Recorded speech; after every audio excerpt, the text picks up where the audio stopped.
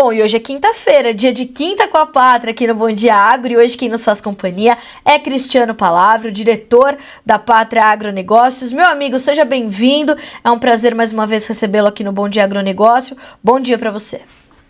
Muito bom dia, Carla, o prazer é meu estar aqui com vocês hoje. Finalmente, né, a soja voltando a dar um respiro aí, uma quinta-feira, tomara que seja de uma pequena virada aí no mercado, porque a semana está sendo bem cruel para os nossos preços de soja aqui no mercado interno. Cris, a gente está falando de um acúmulo em 3 sessões de mais de 3% de baixa para os futuros da soja negociados na Bolsa de Chicago. O quanto disso tirou de preço do produtor brasileiro nessa semana somente? Olha, Carla, de fato estamos tendo uma semana bem negativa. Se a gente olha para o contrato mais negociado no momento, né, que é o contrato agosto, que está, de certa forma, precificando o nosso produto disponível agora, né, com o vencimento do julho já, esse contrato caiu 50 centavos de dólar por bushel de sexta-feira para cá, do fechamento de sexta até a abertura dessa manhã. Quando a gente olha para os contratos de março 25, que é o principal precificador da nossa nova safra, a queda até um pouco maior, 56 cents de dólar por bushel. Se a gente pegar um dólar de 5,40, né, Carla, e colocar essa variação de Chicago em reais por saca, nós estamos falando aí de uma movimentação que já tira R$6 por saca do produtor rural. Não só isso, o dólar também recuando nessa semana, depois daquele pico da última terça-feira, quando tocou ali a casa dos 5,70, já voltando a trabalhar na casa de 5,40, e essa movimentação do dólar também tira de R$2 a R$3 do produtor. Nessa soma, nós estamos vendo preços nos portos e principais praças de negociação aqui no Brasil já recuando até R$9 nessa semana. Realmente um cenário bem complicado. O produtor que ainda tem muito produto disponível e precisa fazer negócios agora, realmente fica mais retraído nesses novos negócios. Em especial, a preocupação é maior para aqueles que precisam fazer caixa com soja agora já no curto prazo, e para quem ainda negociou pouco a sua safra nova, né, isso também afasta bastante os novos negócios. Ainda temos muitas compras de insumos a serem realizadas aqui dentro do país. Para quem ainda não adquiriu, em especial fertilizantes, também vai encontrar uma condição bem pior do que tinha há 4, 5 semanas atrás. Então, um momento de preocupação, sem dúvida um momento de preocupação. Não podemos falar que não é algo até um tanto quanto esperado devido ao avanço da safra americana e a importância que tem o mês de julho e o mês de agosto para a formação do potencial produtivo lá, mas sem dúvida é um momento de apreensão. E aquela máxima do mercado, né, Carla? As altas, quando vêm, sobem de escadinha. As quedas, quando chegam, ou é queda livre ou elevador. Realmente é muito rápido. É verdade. Inclusive, o Antônio Guido Peternelli, ele está nos acompanhando, diz assim, 5 de alta não vai refrescar nada no preço. A tendência continua baixista. É mais ou menos por aí, né, Cris? Embora a gente já tenha entrado um pouquinho no mercado brasileiro, a tendência de Chicago continua realmente claramente baixista? De fato, concordo sim com a colocação do colega.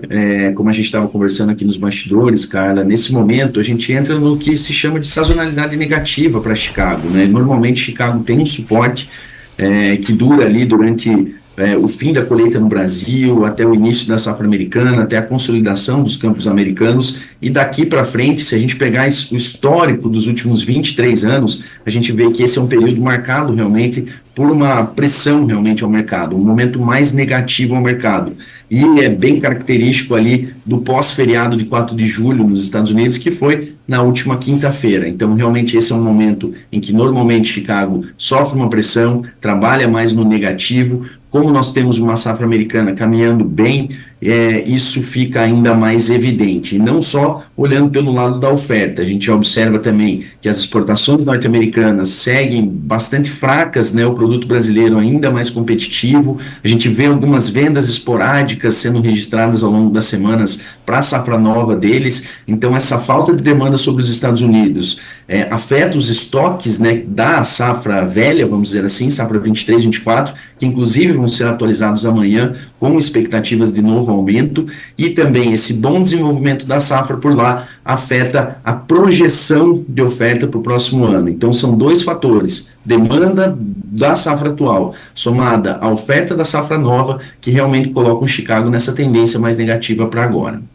Agora, Cris, como é que a gente faz para o produtor brasileiro contabilizar todas essas informações e continuar trabalhando ali a sua gestão? Porque a gente tem essa tendência, portanto, de baixa mantida para Chicago, um dólar que tem estado bastante volátil. A gente falou dessa semana, só nessa semana de segunda a quarta, o dólar perdeu mais de 1%. Você fez o cálculo aqui, nos colocou o quanto disso tirou também do produtor brasileiro na formação dos preços da sua soja e colocou essa dificuldade ali entre os fertilizantes, por exemplo. Como é que o produtor está contabilizando essas informações para entender a continuidade dos seus negócios, tanto com a soja 23, 24, que ele ainda tem para comercializar, quanto para a soja 24 e 25? Os negócios esfriaram bastante essa semana aqui no Brasil, Cris? Demais, demais, Carla. Realmente o interesse de venda por parte do produtor rural caiu de forma muito agressiva. E de fato faz sentido, né? Porque na semana passada nós chegamos a tocar os melhores preços da safra, né? Quando a gente olha para o produto disponível. Nem mesmo ali naquele auge de novembro, final de novembro, início de dezembro, quando se tinha uma percepção de risco sobre a safra brasileira ainda mais, muito grande, né? Nós não tivemos preços tão agressivos quanto tivemos na semana passada, muito influenciados pela forte alta do dólar, né? Então ele sai de uma situação que ele encontra um preço muito interessante, vamos dizer assim, um preço alto para o histórico que ele vinha negociando seu grão durante toda a safra, lá desde o começo do planejamento dela, faz negócios. O Brasil veio vendendo, né, o farm selling, a venda do produtor rural veio crescendo ao longo das últimas 4 semanas, e agora com essa queda muito abrupta, a primeira atitude do produtor é realmente travar os negócios. Para a soja disponível, eu vejo um mercado que ainda tem chance sim de voltar a dar oportunidades, porque nós temos uma exportação que está caminhando muito rápido, né, Carla? Nós temos Sim. menos produto aqui no Brasil nesse ano e as exportações estão até um pouco acima do que era registrado lá em 2023, então um ritmo de compromissos de exportação bastante rápido. Isso vai enxugando nossos estoques ao longo do segundo semestre. Isso pode abrir oportunidades, eu diria, em especial para as regiões que têm indústrias, né, de esmagamento, que também vão competir com a exportação por esse produto ainda disponível.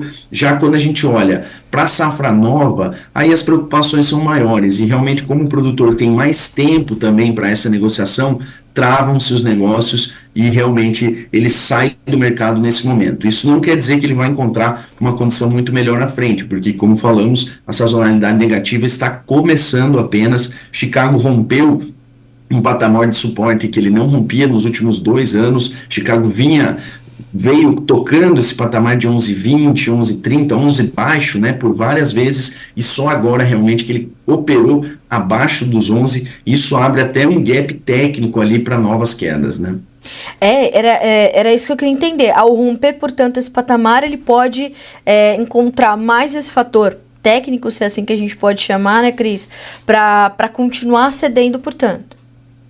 Exatamente, exatamente. Agora, quando a gente olha os gráficos mais de longo prazo, a gente vê que esse suporte foi rompido e agora tem um grande caminho ali que esses contratos podem afundar um pouco mais, né? A gente está um tanto quanto acostumado nesses últimos 3 anos com o Chicago, que operou em patamares saudáveis aqui para o nosso mercado, né? Chegamos lá em 2021 com Chicago acima dos 15, 2022 ele já veio recuando, mas se manteve consistente acima dos 14 até o ano de 2023. Somente ao final de 2023 ele vem buscar esses preços abaixo, essas cotações abaixo de 12, mas se a gente olhar, abrir esses contratos que estão em negociação agora numa linha de tempo um pouco maior, lá quando eles começaram a operar, lá em 2021, eles já chegaram a operar, inclusive, em alguns momentos abaixo de $10 por bushel. É claro que isso não vai ser uma linha reta, é claro que a gente tem que observar os próximos movimentos, mas de fato não podemos descartar ali um Chicago trabalhando na casa de 10,50, um pouquinho abaixo disso.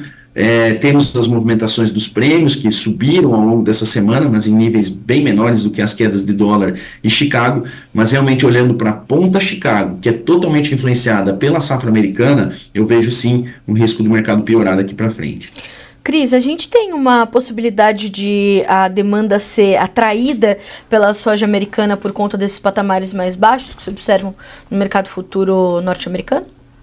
Com certeza, com certeza. Essa demanda, por exemplo, quando se tratam dos portos do PNW, né, que tem uma condição logística melhor que os portos do Golfo, a gente já vê uma competitividade até interessante e que ainda não supera a competitividade da soja brasileira, mas que começa a viabilizar mais vendas dos Estados Unidos para a China.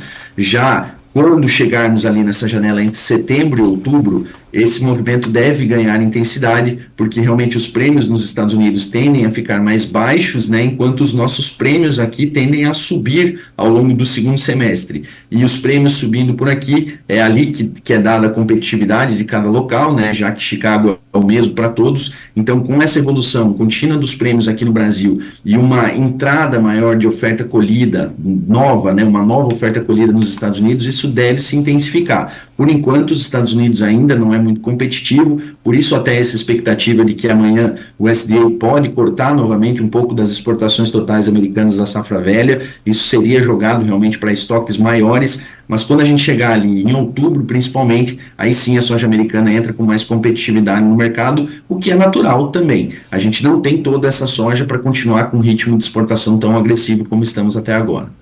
Eu queria entender de ti também, se a gente tinha, então, um produto para seguir com essa participação mais intensa no mercado. E assim, acho que a gente já consegue trazer a pergunta do Luciano Porto, que diz assim, bom dia, existe a possibilidade de uma disputa pela soja disponível entre as esmagadoras nacionais e a exportação, aumentando prêmios até dezembro de 2024? Essa oferta um pouco mais escassa, mais enxuta, Cris, vai ser disputada?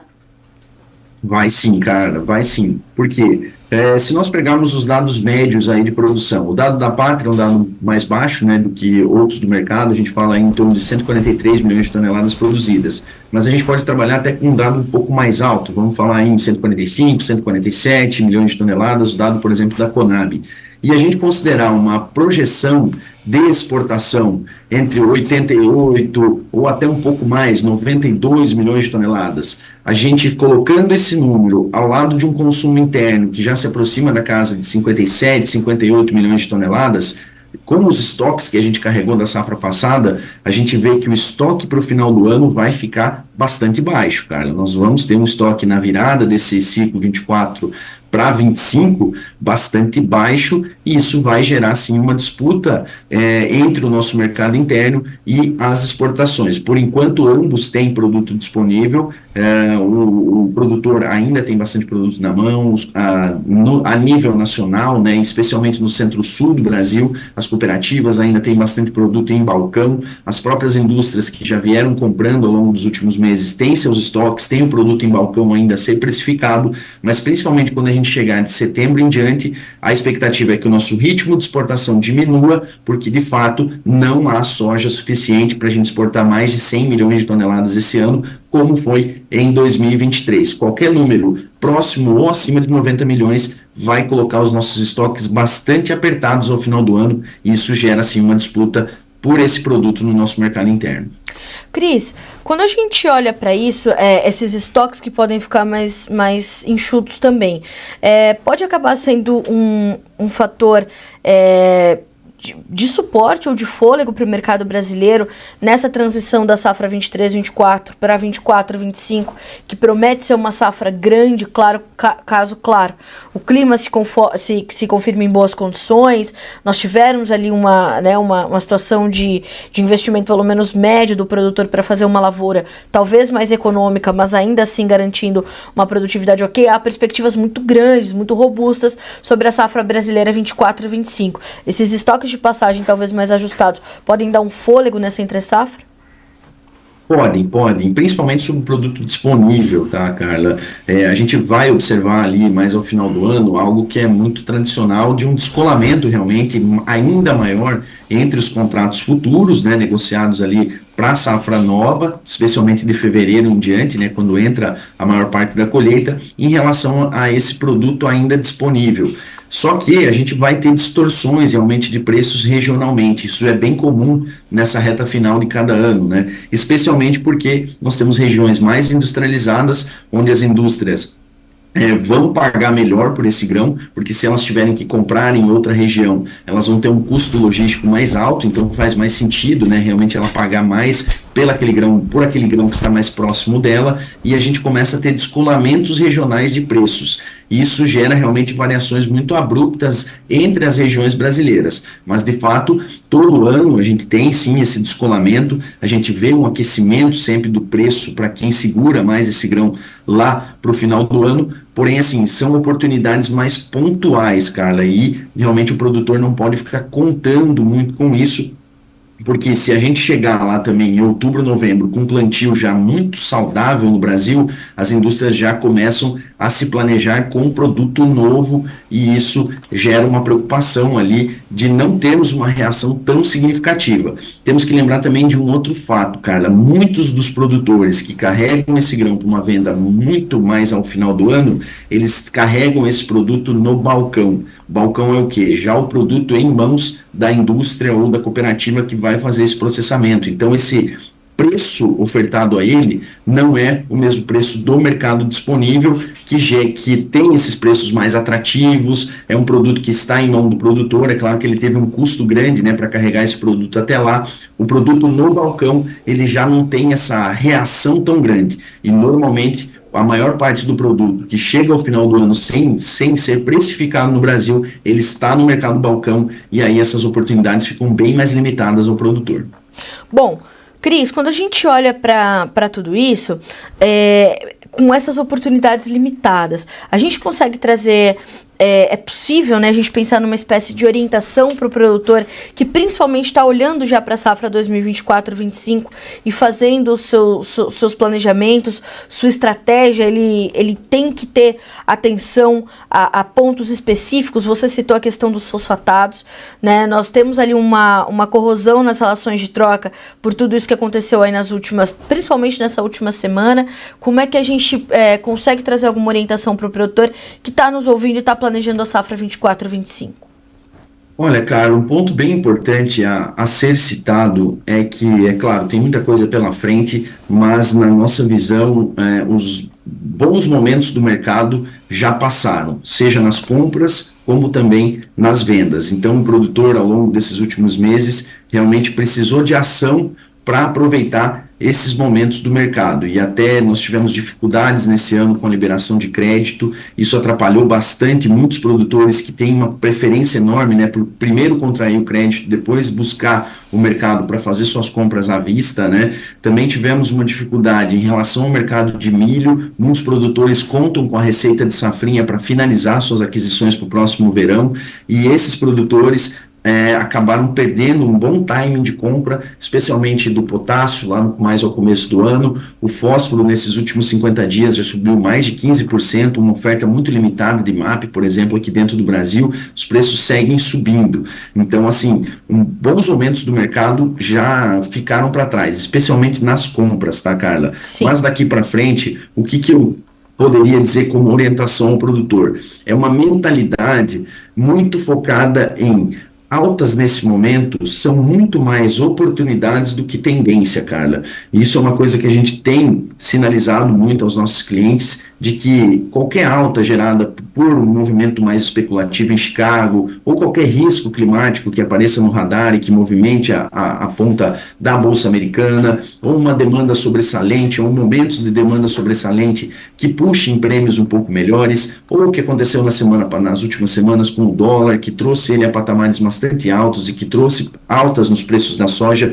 Tudo isso tem que ser encarado muito mais como uma oportunidade do que como tendência, pois hoje os fundamentos gerais da safra, eles nos indicam sim um mercado muito mais pressionado do que um mercado altista. Então o produtor tem que encarar realmente essa safra como uma safra de buscar as pequenas oportunidades, as janelas de oportunidades que o mercado está dando, porque hoje há uma tendência de pressão sobre o nosso mercado, uma pressão muito gerada na soja por causa de uma perspectiva de oferta.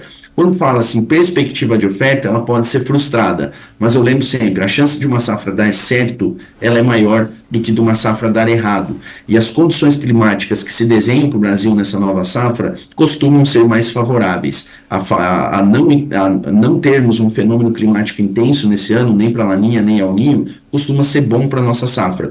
Por isso que eu vejo que estamos num mercado onde temos muito mais oportunidades do que tendências para altas e para bons momentos para fazer a sua comercialização.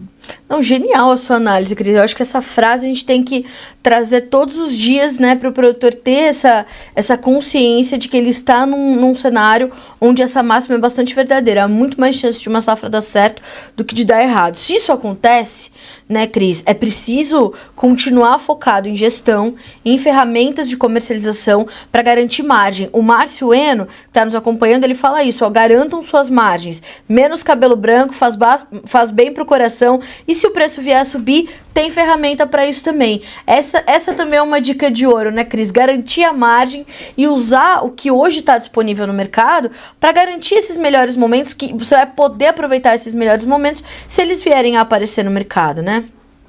Exatamente.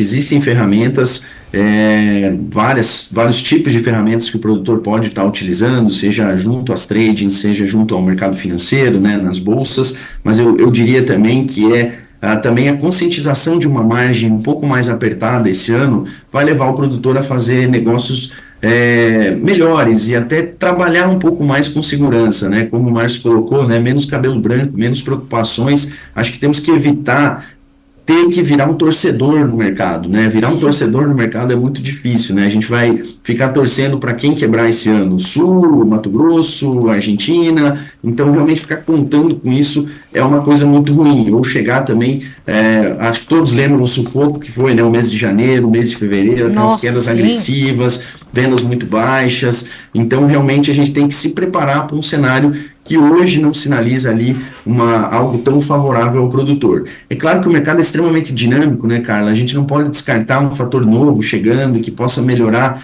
essas condições de mercado lá para frente. Mas se isso acontecer, o produtor ainda vai ter muita soja para ser negociada, ele ainda vai ter, como o Márcio colocou, ferramentas ali para utilizar, para tentar melhorar o preço desses contratos negociados lá atrás. Mas realmente eu vejo que nós passamos por momentos que nos ativaram ali o modo de ação. Realmente o produtor tem que partir para a ação, a margem é apertada, mas ainda existe margem, e por existir essa margem, até por isso, o investimento no Brasil, por enquanto, não se espera que seja um investimento tão baixo. A nossa área plantada não vai cair, pessoal, então o mercado não olha tanto para o custo do produtor, né, para definir o preço, ele olha para quanto a área vai subir. Se o custo ainda não está limitando o avanço da área, nós temos um risco realmente de ter um mercado muito ofertado lá na frente. Com certeza. Cris, para a gente finalizar, quais são suas expectativas para o relatório do USDA de amanhã? Quais são os pontos mais críticos que o boletim pode trazer?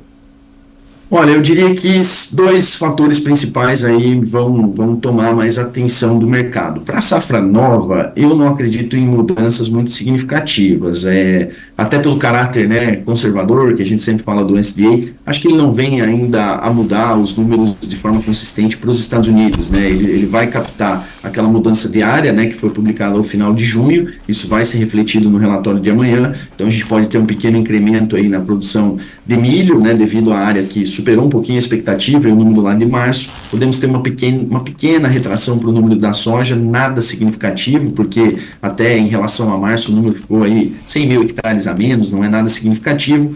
E os dados da safra velha que ainda vão chamar mais atenção. No lado da demanda das exportações americanas, algo para a gente ficar bem atento, um novo corte é esperado, e isso vai aumentar, se acontecer, o estoque final americano, algo que costuma pesar, sim, sobre a ponta Chicago, principalmente. E aqui para o Brasil, espera-se novamente um corte na produtividade, na produção brasileira na safra velha. Só que, Carla, quantos meses nós estamos esperando esses cortes na produção da safra velha brasileira, né? Então, acho que esperar um grande corte tá difícil, né? Apesar de que nesses últimos dias, né, o próprio Adido Agrícola aqui do USDA no Brasil já fez um corte, né? Já fala em 150 milhões aqui para o Brasil. Se o USDA trouxer isso para o seu relatório oficial, já vai ser um fôlego aí para o mercado, porque alivia a pressão do estoque global, né? Se o Brasil tiver um corte ali de 3, 4 milhões de toneladas, isso alivia o estoque global. Mas eu diria que é difícil a gente esperar isso do USDA amanhã. Então, exportação americana e o número aqui, as conclusões aqui dos números para o Brasil e Argentina China são ainda as principais expectativas. E não só para soja, né, Cris, mas principalmente para a safra de milho, o USDA também precisava trazer um corte para o Brasil, né? Com certeza, com certeza. O milho ainda tem muita divergência em relação aos números, né, Carla? A gente vê até dentro das consultorias brasileiras uma divergência bastante grande de números em relação ao que a Conab coloca, por exemplo, na visão da pátria. Nós temos uma safrinha muito menor esse ano, tanto em área quanto em produtividade. Não que a produtividade seja muito ruim em regiões como Goiás, como Mato Grosso, mas é pelo comparativo com a safra passada. A safra passada teve produtividades muito acima do normal. Nós tivemos a melhor produtividade média da história do Brasil na safrinha. Esse ano, área menor, produtividade menor, nós temos menos milho no mercado. Mas é importante dizer, né, pessoal, menos oferta de milho não quer dizer que a gente vai ter menos milho no mercado ao final do ano. Nós precisamos que as exportações aqui no Brasil também ganhem corpo, que por enquanto ainda estão bastante lentas. Bom, Cris, a gente vai acompanhar, amanhã vai ser mais um dia intenso, vamos ver se o mercado, inclusive, consegue segurar essas altas, né, porque elas estão aqui ainda, vamos ver se o mercado consegue segurar. E, Cris, tem uma entrevista, um comentário aqui bastante importante, o Jonathan Freitas diz assim, ó, excelente entrevista, transparência e objetividade, DNA da pátria, por aí, né? Show de bola, agradeço demais o comentário, mas realmente esse é o nosso foco, informações bem diretas, trazer orientação, quem quiser orientações mais específicas também, que a gente pense junto com vocês, o seu próprio negócio, pode nos acionar a qualquer momento, pessoal. A pátria é o DNA da pátria, a gente existe realmente para ajudar, em especial o produtor rural, na hora dessa tomada de decisão, que não é nada fácil, né, cara? Tomar uma decisão de acelerar uma venda, acelerar uma compra, é muito complicado. E também, muitas vezes eu comento isso, é muito fácil olhar para trás, né, e falar, devia ter feito isso, devia ter feito aquilo, aquele foi o melhor momento. Difícil é tomar aquela decisão na hora que você enxerga uma oportunidade. Eu comentei aqui, o mercado está mais de oportunidade do que tendências, né? Mas identificar essas oportunidades não é tarefa fácil, principalmente para o produtor que não tem que cuidar só do mercado, né? Ele tem que cuidar da propriedade, tem que cuidar dos colaboradores, da família, das operações em campo. O produtor está em colheita agora, sempre muitas atividades, a preparação para a próxima safra está em pleno vapor, né? Então, realmente, ter alguém ao lado dele para ajudar a identificar essas oportunidades é fundamental. Cris, olha, excelente forma de você concluir essa análise, porque, de fato, nós temos visto, né, o produtor ter de lidar com muito mais do que decidir comprar ou decidir vender, a hora de plantar, a hora de colher, né? O que a gente viu acontecer ontem, por exemplo, na Câmara dos Deputados, com toda a condição ali da reforma tributária, não sabia se ia entrar carne, se não ia. Se você tem menos consumo de proteínas animais, você pode ter um setor de rações prejudicado e o setor de grãos sentir. Então, tudo está muito conectado e o produtor está cada vez mais conectado também, entendendo a comunicação de mercado. E isso é determinante. Isso precisa acontecer cada vez mais. A gente precisa intensificar essa comunicação de mercado. E faz parte disso essa tomada de decisão, essa definição de estratégia, onde a Pátria atua de forma brilhante. Então, Cris, obrigada mais uma vez por estar conosco aqui nesta quinta com a Pátria, no Bom Dia Agronegócio. Ótima quinta-feira para você, para todo o time da Pátria. Semana que vem tem mais, meu amigo. Muito obrigada. Valeu, cara. Um prazer enorme estar aqui com você, com todos que nos acompanham. Contem com a Pátria, pessoal, por que precisarem. Uma ótima quinta-feira, um restante de semana. Que venha um bom relatório amanhã, que nos surpreenda e que possa gerar novas boas oportunidades aí para o mercado. Um grande abraço a todos. É isso mesmo. Um abraço para você, Cris. Obrigada, meu amigo. Até semana que vem. Até mais. Tchau, tchau. Até mais. Tchau, tchau.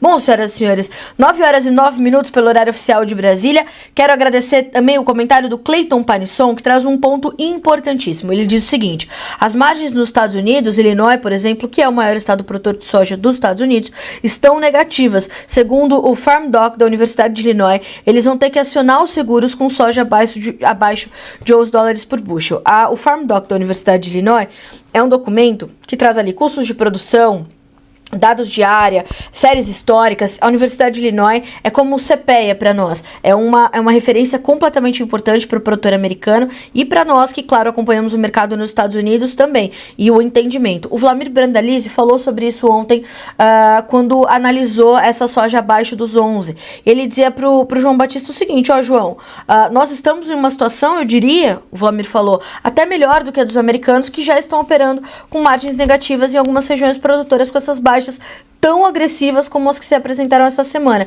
Eu vou repetir, nós acumulamos entre segunda e quarta-feira, somente os 3 primeiros pregões dessa semana, mais de 3% de baixa. No contrato agosto, que é o mais negociado para o spot agora, o julho já sai da tela, e também no novembro, que é a referência para a safra americana, o que deixa bastante clara essa tendência baixista para os preços. Então, para o produtor americano que não tem o benefício ali do câmbio, né, ele vai olhar para aquele preço em Chicago, vai ter o basis, né, ali ou o prêmio, e é nisso que ele vai se valer.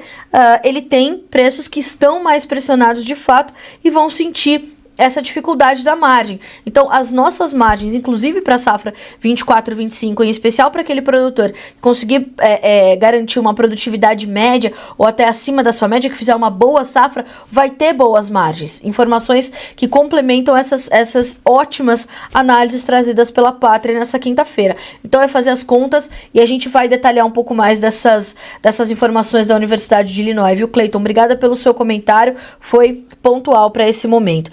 Quero agradecer também as demais mensagens que recebemos aqui ao longo da entrevista do Cristiano. E eu tenho aqui um pedido do William Marques, pedindo para falar um pouco sobre o armazenamento de milho em silo bolsa. Vamos falar sobre isso, até porque a gente precisa levantar algumas informações, viu, William? Saber como é que está a oferta, como é que está a demanda e, claro, como é que foi o armazenamento, ou como está sendo o armazenamento do milho segunda safra aqui no Brasil, já que esta é a nossa principal safra, entender qual tem sido o peso dessa condição do silo bag. Por que isso é importante? Porque mostra que o Brasil precisa urgente olhar para a sua capacidade de armazenagem estática. É abaixo do que recomenda a ONU, e isso tira da nossa competitividade. Quanto menor a nossa capacidade de armazenagem, mais rapidamente a gente tem que entregar o produto ao mercado, podendo ter de ir ao mercado no momento que não é o mais oportuno. Então, é muito importante o seu comentário. A gente vai falar mais sobre armazenamento de milho em silo bag. E também quero agradecer ao Ricardo Cunha, que nos pediu informações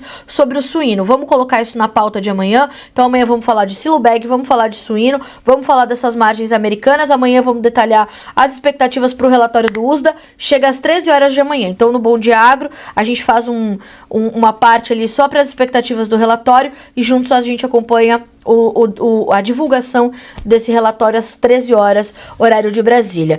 Eu desejo a todos uma excelente quinta-feira de bons negócios. Vamos olhar para essas altinhas da soja em Chicago, vamos ver como é que o dólar está se comportando. Estável, 0,06% de alta, R$ 5,42. Talvez hoje seja dia de fazer uma continha, dar uma olhadinha, mas caiu bastante. Talvez, como diz o Vlamir, seja melhor o produtor tirar um tempinho para ir pescar agora, né? O Vlamir sempre fala isso. Vamos pescar, depois a gente olha. Amanhã vamos olhar o relatório do USDA. Talvez semana que vem seja um momento de um pouquinho mais de respiro. Vamos ficar de olho. 9h13 pelo horário oficial de Brasília. A gente encerra por aqui, mas já te esperando para a edição de amanhã, a partir das 8 horas da manhã, horário de Brasília. Ótima quinta-feira, bons negócios, até mais.